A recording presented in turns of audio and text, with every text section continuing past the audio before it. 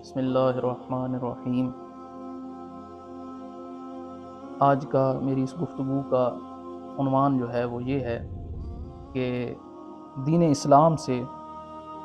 اور جو اسلامی وضاقتہ والے شخص ہیں، اسلامی حلیہ اپنانے والے اور جو دین سے قریب لوگ ہیں، ان سے ہمارے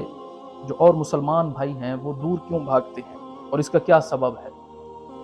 تو سامعین، اس کا ایک سبب یہ ہے کہ ہم نے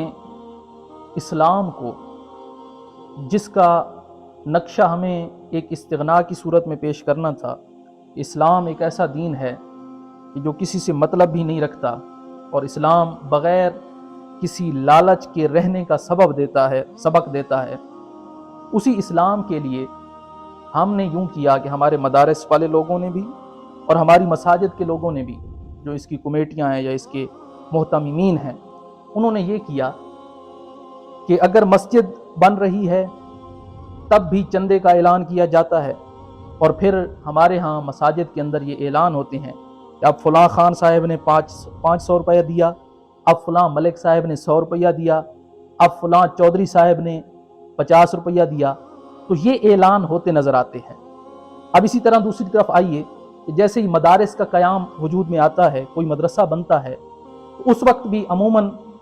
یہی چیز ہمیں دیکھنے کو ملتی ہے کہ چھوٹے چھوٹے طالب علم ہوتے ہیں جن کو بھی صحیح سے بولنا بھی نہیں آتا، ان کو بھی گلیوں کے اندر، بازاروں کے اندر اور گھروں کے اندر بھیجا جاتا ہے کہ آپ جاؤ اور وہاں سے چندہ اکٹھا کر کے لے آؤ۔ تو اب وہاں طلباء جاتے ہیں جو چھوٹے چھوٹے طالب علم ہوتے ہیں، ان سے چندہ منگوایا جاتا ہے۔ اب جب اس چیز کو ہمارے اور مسلمان بھائی دیکھتے ہیں تو وہ یہ سمجھتے ہیں بھائی اگر ہم نے اپنے بچے کو ان لوگوں کے قریب کیا تو یہ اس کو بھی منگتا بنا دیں گے۔ گویا ہم نے اسلام کو ایسے پیش کیا ہے کہ اسلام صرف آج چندے تک ہی محدود رہ گیا ہے اور چندے کے پیچھے ہی لگ پڑے ہیں۔ اب تحریکوں اور تنظیموں کو دیکھیے، ان کی لڑائیاں آپس کے اندر، ان کے اختلافات آپس کے اندر، وہ صرف اسی سبب سے ہیں کہ ان کا چندہ جو ہے وہ کوئی اور نہ لے جائے۔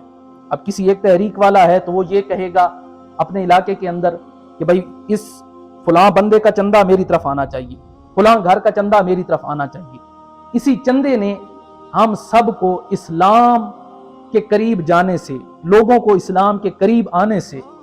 روکا ہوا ہے، اور لوگ یہی سمجھتے ہیں کہ ہمارا بچہ اگر چلا گیا اسلام کے کسی مدرسے کے اندر یا کسی مساجد کے اندر پڑھنے چلا گیا تو لوگ اس کو چندے پر لگا دیں گے، اس لیے لوگ اسلام کے قریب نہیں آتے۔ اب دوسری صورت اور دوسری طرف دیکھیے کہ اگر ہمارے علاقوں میں وہ تعلیم کہ جس تعلیم کو ہمارے اسلاف نے دین کی دشمن تعلیم کہا ہے، ہمارے امام اہل سنت رضی اللہ تعالیٰ عنہ ہوں، تاجدار گولڑا پیر مہر علی شاہ صاحب رحمۃ اللہ تعالیٰ علیہ ہوں، مفتی احمد یار خان نعیمی ہوں، جنہوں نے اسلامی زندگی کے اندر پورا اس پر ایک باب باندھا، یا ہمارے اعلیٰ حضرت بریلوی سرکار رضی اللہ تعالیٰ عنہ کے جا بجا فتاوا موجود ہیں فتاوا رضویہ شریف کے اندر، حضور تاجدار گولڑا رضی اللہ تعالیٰ عنہ پیر مہر علی شاہ صاحب، جنہوں نے کہا کہ یہ تعلیم دین کے لیے خطرناک ثابت ہوگی اور اس کا مقصد صرف پیٹ تک ہی ہوگا، پیٹ بھرنے تک ہی ہوگا۔ تو آج دیکھیے وہ تعلیم کہ جو سکول کے ذریعے ہم تک پہنچتی ہے، لوگ اس کو حاصل کرنے کے پیچھے اوندھے پڑے ہوئے ہیں اور اس کے دیوانے ہو چکے ہیں۔ آج اگر اس تعلیم کے پھیلانے کا کوئی ادارہ بنتا ہے تو آپ کو کہیں پر چندہ باکس نظر نہیں آئے گا، آپ کو کہیں پر چندہ کرنے والے نظر نہیں آئیں گے۔ لیکن جیسے ہی ہمارے مدارس بنتے ہیں تو لوگ چندہ باکس اٹھا لیتے ہیں، پھر مساجد میں جا بجا اعلان ہوتے ہیں اتنے 100 روپیہ فلاں نے دے دیا۔